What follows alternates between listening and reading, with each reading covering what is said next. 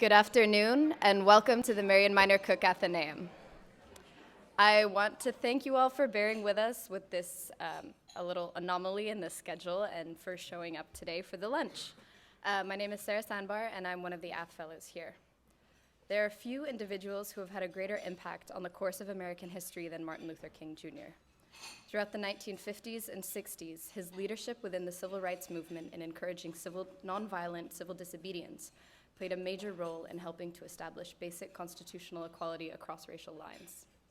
In recognition of Martin Luther King Jr. Day, it is my pleasure this afternoon, to introduce the President and CEO of the NAACP, Cornell Brooks. Mr. Brooks is the organization's 18th president, a position which he has held since 2014. He is a graduate of Yale Law School, where he was classmates with our very own President Chodosh, at Jackson State University and Boston University School of Theology. Throughout his career, he has served as a civil rights attorney, social justice advocate, and an ordained minister. While at Boston University, Mr. Brooks was a Martin Luther King Jr. scholar, and at Yale, he served as the senior editor of the Yale Law Journal. As always, audio and visual recording is strictly prohibited. Please join me in welcoming Cornell Brooks to the Athenaeum.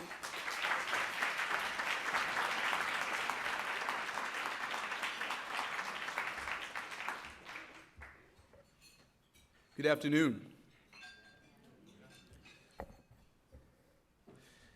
Now, since this is early afternoon and if the folks are wide awake, I'm going to say that again. Good afternoon.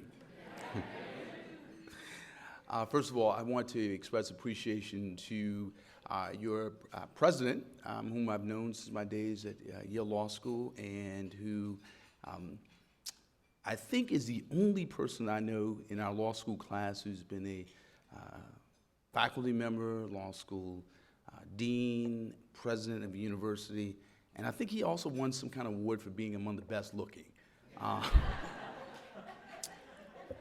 Many of us are very jealous about that. But I also simply want to thank the president for extending to me such a warm welcome and providing me an opportunity to come and be with you today. And certainly appreciate your graciousness in terms of the difficulty getting here. I also want to thank Priya for your hospitality and graciousness welcoming me to campus. The leadership of the Care Center, which as I understand it, is less than 2 years old. I certainly want to thank them and the students that I've met thus far, and Sarah for your wonderful introduction. I want to share with you as a fourth generation ordained minister and a trial attorney that I'm very happy to be amidst such a distinguished group of students and faculty. But I have to let you know that as a preacher, I've not always been so fortunate to be in the midst of such an august and distinguished crowd. In fact, I can think of a time many years ago as a young student, I found myself in London, England on a Sunday morning. True story. Now, I want you all to listen carefully. I found myself as a student standing outside of this beautiful Gothic cathedral with spires soaring up toward the heavens, stained glass windows reflecting the iridescent, multicolored, multi-hued beauty of God. As a young, innocent, naive preacher, I suppose that there were 2,000 or so people inside the sanctuary waiting to hear this innocent, naive, presumptuous preacher preach. Now, I made my way into the sanctuary, and I immediately noticed the obvious. True story. The pastor and exactly two members. One member I'll call Miss Jones, and the other member I'll call Miss Smith. Now, I did as I was taught to do in seminary, which is to say you preach, you share, you speak to two people in the same way that you would to 2,000, with sincerity, with conviction, with a sense of one's calling. So I made my way into the pulpit, this rather ornate affair with steps that you had to climb up into. And so I began to preach, and I immediately noticed the obvious, that Miss Jones immediately fell asleep. True story. Now, as Miss Jones was snoring rhapsodically and snoring rather loudly, I began to preach with greater fervor and with greater enthusiasm.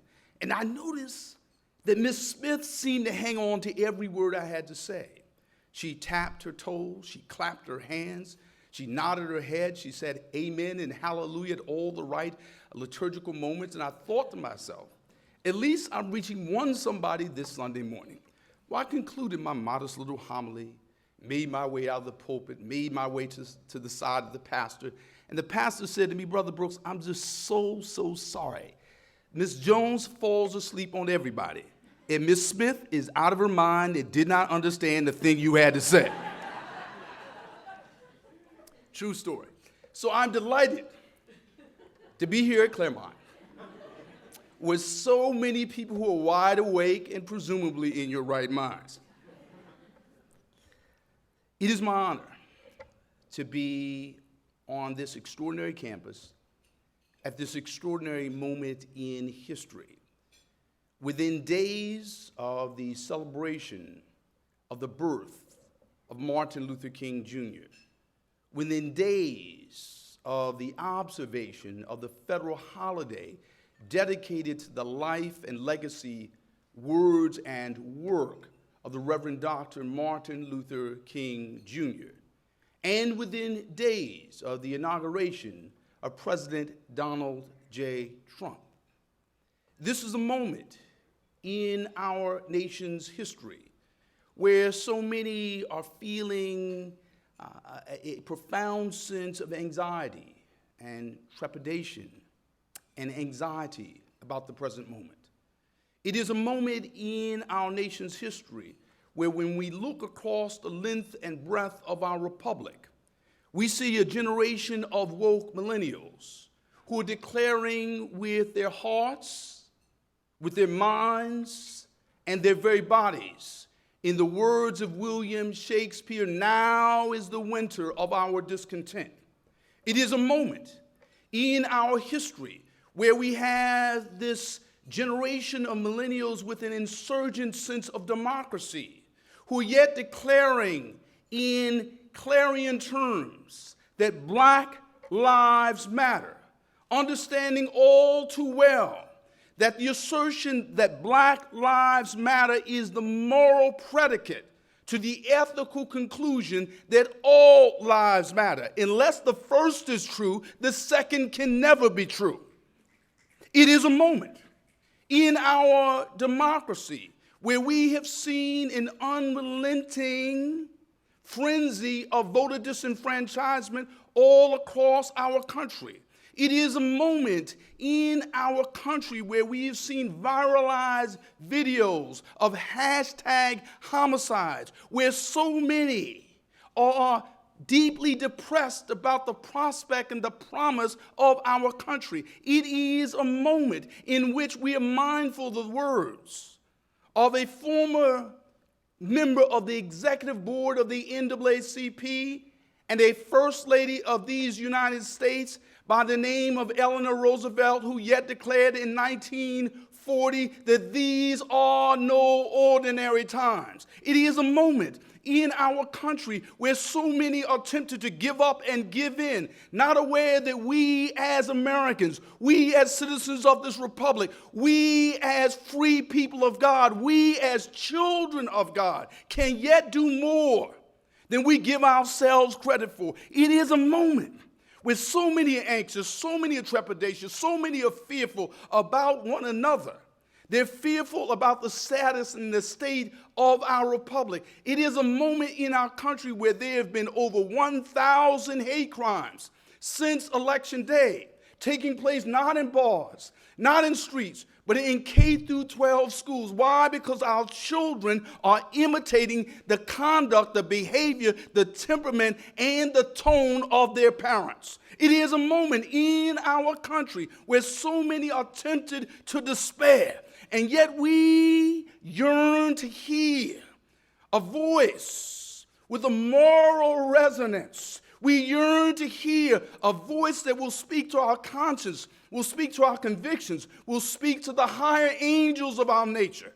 It is a moment where we yearn to hear a voice with a particular ethical quality, in the eloquence of example. It is a moment in which we yet yearn to hear the voice of a prophet. The conductor Arturo Toscanini said of the contralto Marian Anderson, hers is a voice that is heard but once in a generation. We can yet say as students of history, students of moral philosophy, students of ethics, that the voice of Dr. Martin Luther King Jr. is a voice that is heard but once in human history. This is a moment where his words, his legacy, his eloquence of example speak to where we are in this Twitter age civil rights movement. His words are relevant now. They speak to who we are, who we might be, and what we might stand for as a nation, as a people. And if you turn the gilded pages of a life well lived, pages stained with tears, stained with the blood of sacrifice, metaphorical, figuratively, and literally. When you turn the pages of his life, moral philosophers discern from his life, from his legacy, from his theology, from his ethics, three themes that might be filtered through what philosophers called Boston personalism, a school of philosophy that originated in Boston. These three themes might be described thusly. The first of which is intrinsic value. That is to say, everybody is somebody. The second theme is interdependence, the fact that we are connected to one another, and that we depend on one another, and that we need each other.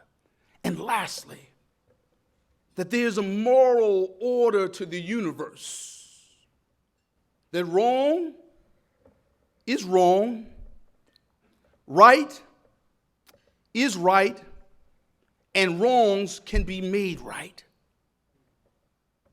Three themes: intrinsic value, interdependence, and a moral order to the universe. Dr. King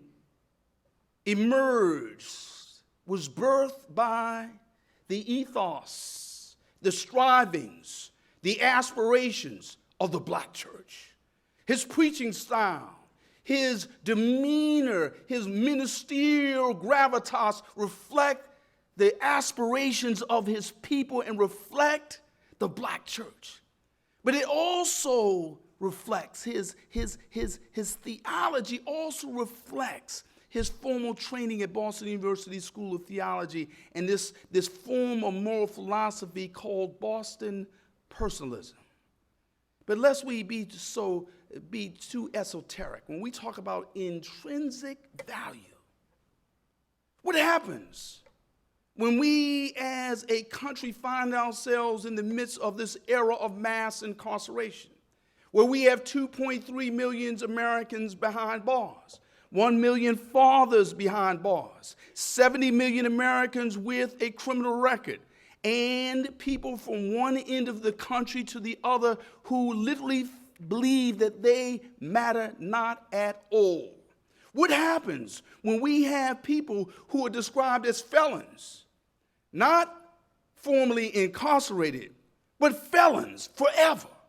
What happens when we have a generation of young people who've grown up in places like Freddie Gray's Baltimore, Eric Garner's New York City, Sandra Bland's Texas, Tamir Rice's Cleveland, who've been profiled right out of human existence? What happens when we live in a society teetering on the brink of authoritarianism, when the republic faces a choice not between liberalism and conservatism, but a Faustian choice between authoritarianism and democracy, where people literally feel nullified out of existence? In the midst of all of that, Dr. King's theology speaks to the fact that everybody is somebody. The Imago Dei, the fact that we are created in the image of God. I can tell right now, I need to give you a little example. A story is told of an Alabama law enforcement officer who, while searching through the bottom of a rusty file cabinet, came upon two aged photographs, two sepia-tone pictures of yesteryear, two black and white portraits of a time gone by. One picture depicted a young man with a handsome countenance and a precocious moral gravitas. And yet his picture was defaced with a series of numbers. The second picture depicted a middle-aged woman with a beautiful face, belying a fierce determination hidden beneath a shy demeanor. And yet her portrait was defaced with a series of numbers. The young man's picture was defaced with these numbers: 7089, 7089. The middle-aged woman's portrait was defaced with numbers like the grime of graffiti on a wall: 7063, 7063. We don't know the young man by his mugshot number. We don't know the young man by his criminal record number. We know him by his given name, the Reverend Dr. Martin Luther King Jr.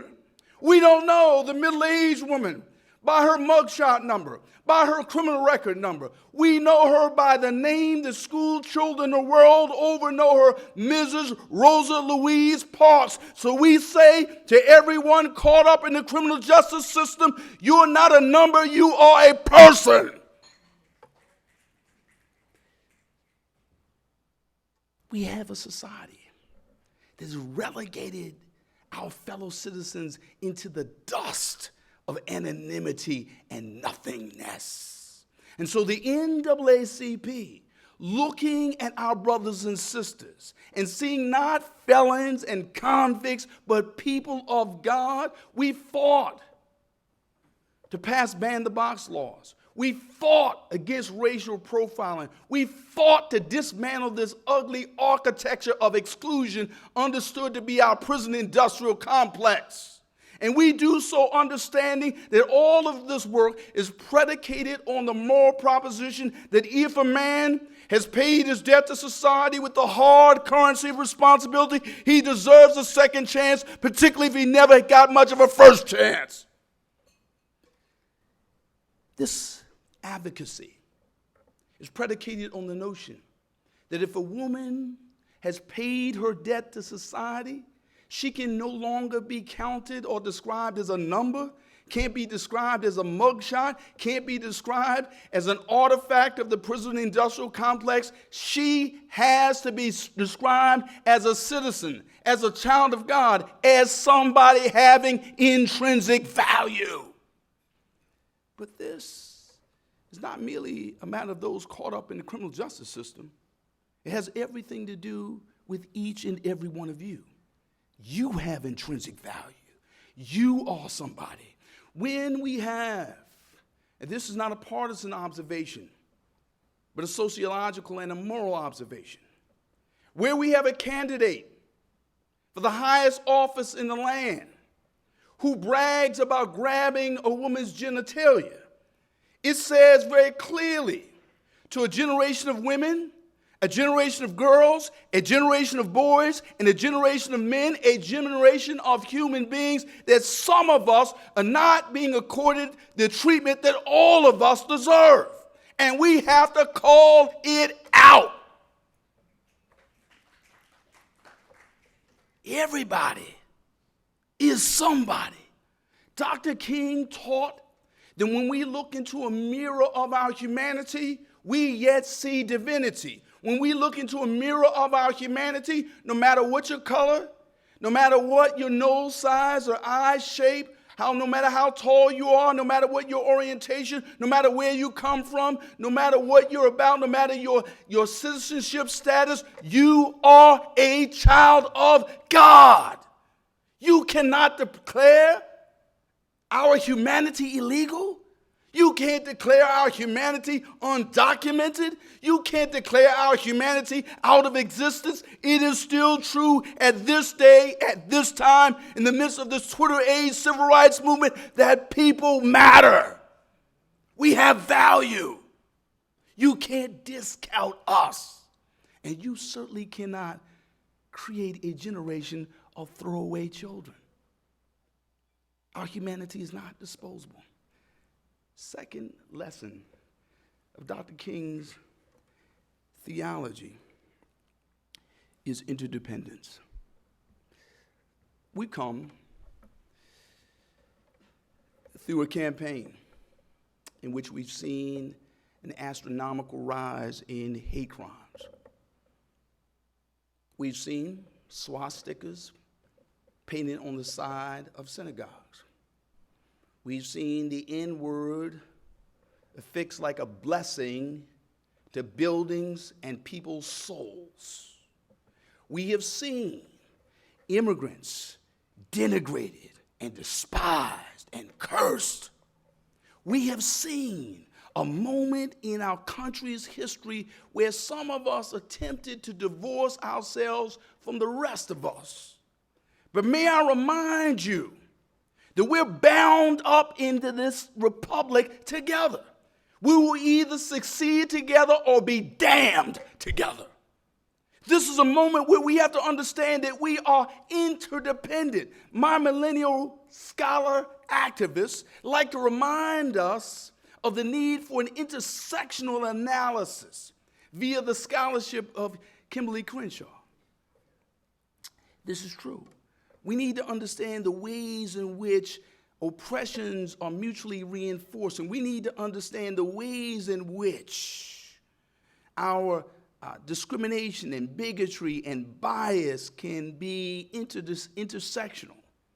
But we also have to understand, as a matter of our moral agency, that our strength lies in our interdependence. When you crisscross the country as I do, here's what I found. When students stand together, when students affirm one another, when students love one another, when students fight together, and they fight well together, they succeed. That's what we know. And how do we know it?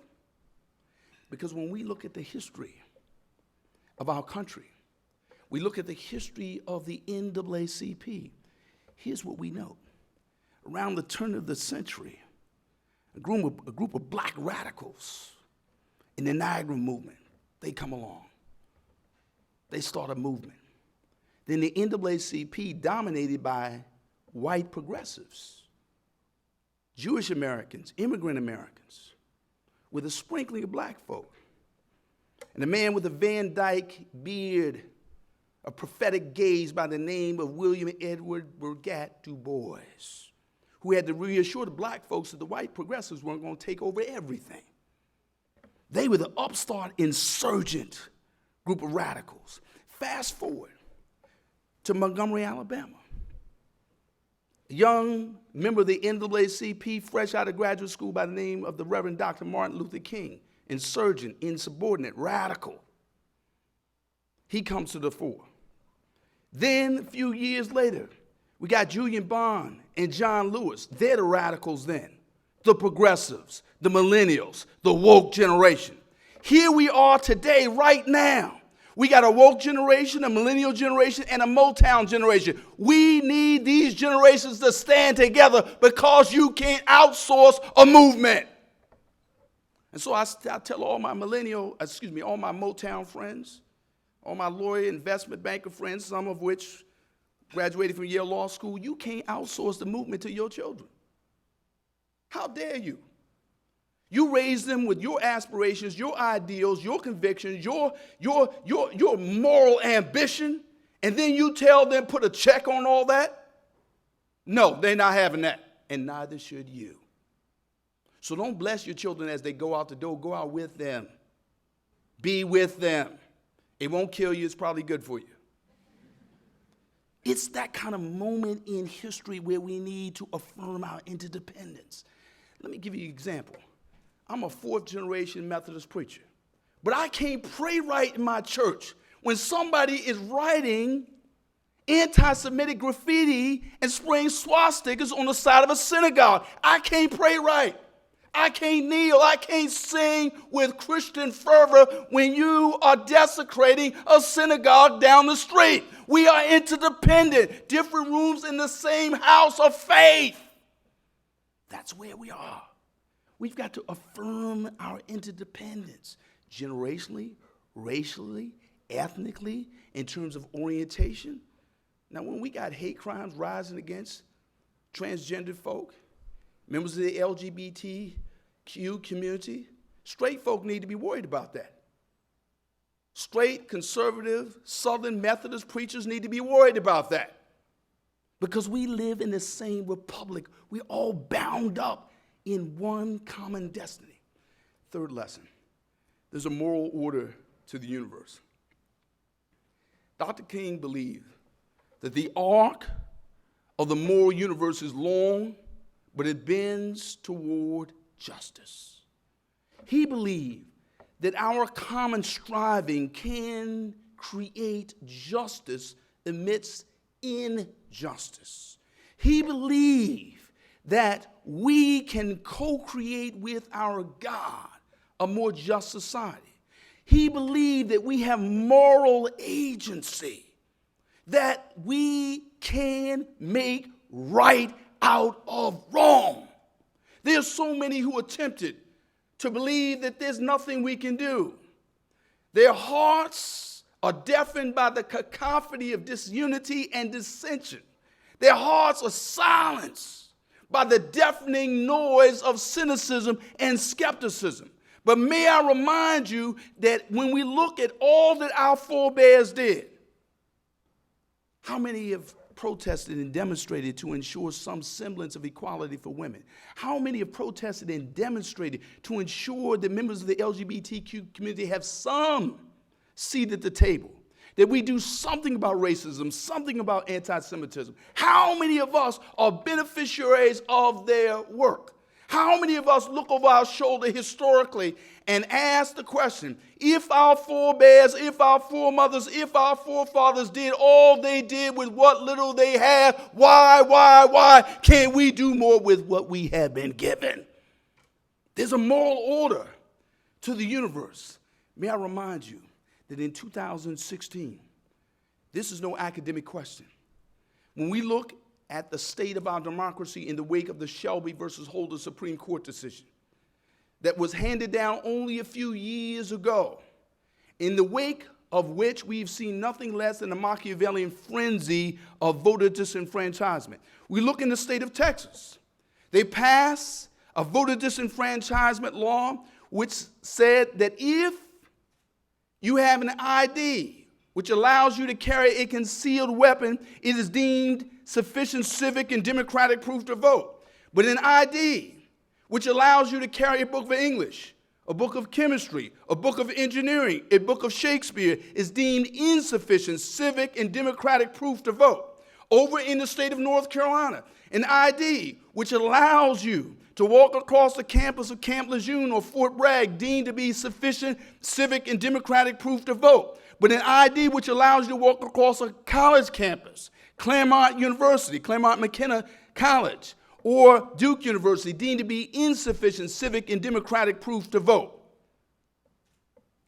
This is nothing less than a war against our voting rights. And we have so many across this country who are tempted to give up. But may I remind you, in the course of 10 months, the NAACP secured at least 10 victories against voter suppression. We're not giving up. In the state of Texas, 630,000 votes imperiled. We went to the Fifth Circuit and won. Over in the state of North Carolina, where 5% of the electorate had their votes imperiled, we went to that Fourth Circuit and we won. So much so that the Fourth Circuit declared that the actions of the North Carolina state legislature were intentionally discriminatory with respect to the right to vote, and that discrimination was carried out with surgical precision. We're not going to give up. We believe that there's a moral order to the universe. Can I tell you a story about why I believe that we can make right, or make wrongs right? Think about Medgar Evers. Medgar Evers came home at the end of a long day. He didn't disembark his car from the passenger side, according to his security protocols, because he knew he was subject to the threats of known assassins. He got out of his car on the driver's side because he was tired, exhausted, working for freedom, working for the voting rights that we're now trying to protect. When he got out of his car, an assassin fired bullets into his body, bullets into his being, but not bullets into his legacy. As he lay dying, his dying words were these: sit me up, turn me loose. Sit me up, turn me loose.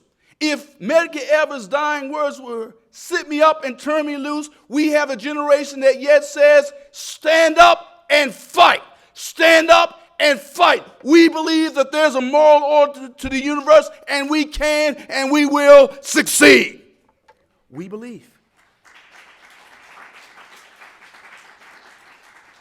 We believe that the ballot box is not colored like those I voted stickers, red, white, and blue.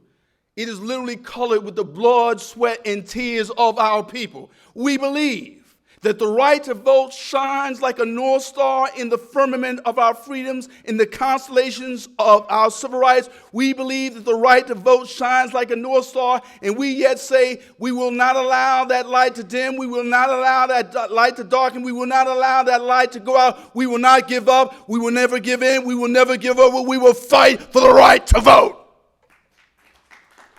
We understand that there's a moral order to the universe. Unless you believe that this is purely a matter of jurisprudence in terms of the Voting Rights Act, can I leave you with one little story?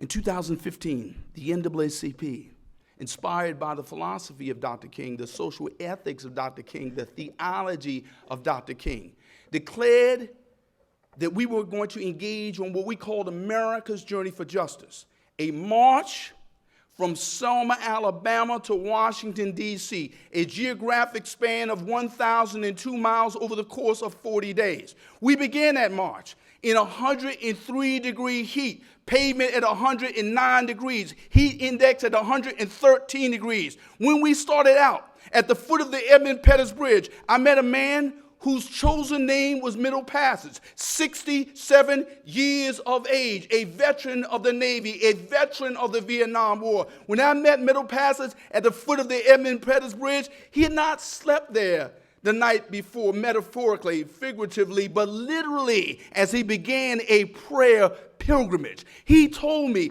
he wanted to walk the entire distance from Selma, Alabama to Washington, D.C., carrying the American flag. And so we walked together for 40 days. We came to a little town called Spotsylvania, Virginia. We walked through a rainstorm. And when we walked through that rainstorm, Middle kept the flag wrapped up. But when the rain stopped, he unfurled the flag. When the rain stopped and the clouds emerged and the blue sky was seen, he unfurled the flag. And when he did so, he literally collapsed to the pavement. My hardest day at the NAACP was explaining to a group of students that Middle did not make it, that Middle died. But my hardest question I've ever been asked at the NAACP is this question: if a man was willing to die for the right to vote, why can't we vote and fight for the right to vote? There's a moral order to the universe. We're not dissuaded. We're not discouraged. We're not giving up. We're not going back, because we believe that right is before us. Justice is before us. Righteousness is before us. And Martin Luther King gave us an example then, and he provides an example now. And if by chance there's any student here who's tempted to despair, who's tempted to be discouraged, may I remind you of the words of a hymn that are written on a piece of faded manuscript entombed in the Rare Book Library on the campus of Yale University, and written on the hearts of millions of members and supporters of the NAACP, including Dr. King, the words would be these: lift every voice and sing till earth and heaven ring. Ring with the harmonies of liberty. Let our rejoicing rise high as the listening skies. Let it resound loud as the rolling sea. Sing a song full of the faith that the dark past has taught us. Sing a song full of the hope that the present has brought us. Facing the rising sun of our new day begun. Let us march on, let us march on, let us march on, let us march on till victory is won.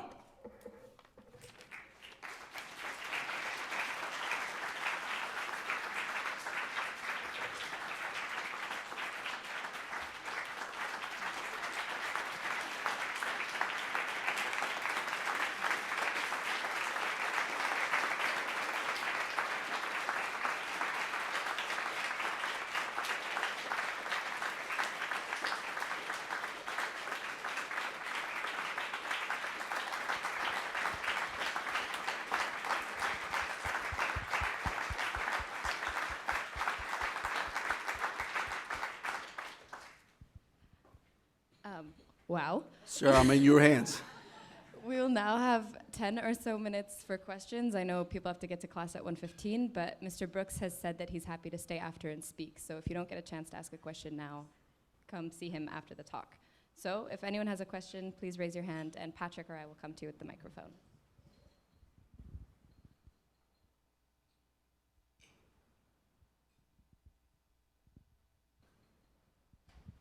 Hi, I'm Dina. Thank you so much for your talk. I just wanted to hear your advice for college students on how we can fight for some of the things you're talking about while we're here. Sure. So first of all, let me just thank you for the question. The moment that you find yourself in, I think, is extraordinary. It is not a matter of historical hyperbole that this is a Twitter age civil rights movement. And I ideally and deeply believe that if you go to the museum in Washington, the African American Museum of History and Culture, when you look at those pictures, those artifacts, those exhibits, if you go back again in 15 or 20 years, you may see members of your generation on the walls. That's where we are. So I want to say to you that it begins with a local commitment. So if you look at Dr. King's work, he did not begin with a national organization. He began with the Montgomery Improvement Association, which led to the Southern Christian Leadership Conference. After he started, first of all, as a member of the local branch of the Montgomery NAACP. So start local on your campus. Your fights, your justice campaigns are a metaphor for a larger struggle. And so all that you do on your campus in the context of your skills, your abilities, your gifts, your graces are a metaphor for what is being done around the country. So the women's marches that took place in Washington, took place in London, but have also taken place in local cities. Petition drives, registering people to vote. Let me give you a concrete example. The NAACP in 2012 on duct tape and shoestring, okay? Re-elected the president with 1.1 million votes. We led the country in voter registration and voter mobilization. Duct tape and shoestring, much of that by students. So don't tell me what we can't do. I don't do well with that. Start local. Start with what you can do in terms of a cause that you're concerned about. And be sure to connect with others. I think one of the challenges that we have sometimes is we can adopt a kind of atomistic approach to organizing. You know, my tweet, my post, my opinion, as opposed to our tweets, our posts, our organizing, our movement. And all of us we don't have to all agree with one another. And if I can please just ask you, Dean, one tiny little favor. Just include some folk who are like older than 25. Mr. President, just make room for him in there somewhere, right? So, because we really need that right now. We cannot have a movement that's like generationally segmented and segregated. Yeah. This will be our last question. Thank you, Mr. Brooks. That was a phenomenally inspiring talk. I'm coming to you from a place where it's kind of hard for me to reconcile with the fact that there are 25 million Americans who voted. That I don't believe they're all racist or bigoted or prejudiced, but that is not something that that is not a deal breaker for those Americans. They're willing to accept that. It disheartens me, and many of my family members fit that bill. And I'm wondering, for you, coming from a place of love of the text of the Bible, I mean, you were a minister. How do you reach out to them? I mean, I've followed Van Jones's work about trying to go and meet these people who feel disenfranchised. I feel like the system is run and locked out against them, but I can't help but turn to anger and rage at the divisive rhetoric that is spouted, even within the left, between and against Black Lives Matter and from the right. So how do you kind of help me and help, I guess, some of my fellow students give me some guidance on how I can kind of make a difference, even locally with my family members, with my peers? That would be greatly appreciated. Yeah. So candidly, if we had a conversation, not to be repeated outside this room, we all need a dose of moral humility, right? So sometimes you got older folks who want to like lecture people who are younger about what they should or shouldn't be doing, forgetting what in fact they did. My mother marched in the late 50s, was, all in the newspaper, got arrested, so on and so forth. She's kind of given up on lecturing me. I've given up on lecturing other people. We just need to stop that. Two, we got to come out of a space of love, and what I mean by that is literally seeing in our opponents our own frailties, our own foibles. So in other words, the same economic anxieties that inspire people to support policies that we think are xenophobic, we think are misogynistic or racist, are the same kinds of economic anxieties that motivate and inspire some progressives to be very selective about what they're progressive about. Some folk are progressive on race issues, not progressive with respect to gender issues, not progressive with respect to issues related to being differently able. The point being here is we all have sometimes our lens of unseen. And so my point being is if we come out of a space of love, I mean, Dr. King constantly talked about agape love, unconditional love. Right? We can't condition the love on whether or not you're Democrat or Republican. We can't condition the love on whether or not you come from the left coast or the East Coast. I mean, East Coast or the West Coast. And the other thing is we have to understand, most of us in this room, our family members are a little bit more conservative than we claim to be. Some of us. I know not you, but where I come from South Carolina. Not everybody's like good progressive. And that's okay. We need to come out of a space where we embrace people. Like, I'm a fourth-generation minister in the church that does not sanction marriage equality. That's my church, 4 generations. I love my church. I took an oath to serve in my church. But I'm a civil rights lawyer. I support marriage equality. But I'm going to embrace my brothers and sisters who have a different view, but I'm going to debate them, I'm going to engage them, but it's going to be a conversation based on love and respect. Because here's the thing, we're not persuading anybody if all we're doing is validating our own opinion. Right? So it's agape love. Once more, please join me in thanking Mr. Brooks. Thank you.